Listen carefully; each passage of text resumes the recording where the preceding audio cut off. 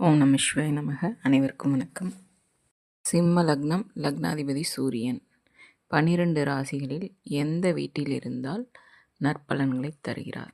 சூரிய பகவானின் சொந்த வீடு, ஒரே வீடு சிம்ம வீடு என்பதால் சிம்ம வீட்டில் ஆட்சி பெற்று லக்ன சுபரான அவர் ஒரே ஆதிபத்தியத்தை பெற்று முழு சுபராக இருக்கிறார்.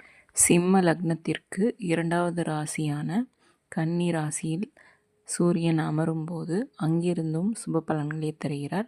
அந்த வீடு அவருக்கு நட்பு சம வீடாக அமைவதால் அங்கிருந்து சுப பலன்களையே கொடுக்கிறார். அடுத்து 3வது ராசியான துலாம் ராசியில் இருக்கும்போது கால் பங்கு மறைவு ஸ்தானமாக 3ஆம் வீட்டை கருதுவதால் அங்கிருந்து 50% நற்பலன்களை தருகிறார். துலாம் ராசியின் அதிபதி சுக்கிர பகவான் சூரியனுக்கு பகைக்கோளாக வருவதால் அங்கிருந்து 50% நன்மைகளை மட்டுமே தர முடியும்.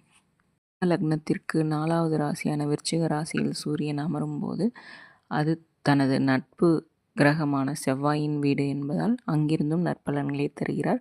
அடுத்து 5வது ராசியான தனுசு ராசியில் சூரிய பகவான் அமரும்போது அதுவும் அவருடைய நட்பு கிரகமான குரு பகவானின் வீடு என்பதால் அங்கிருந்தும் நற்பலன்களை தருகிறார்.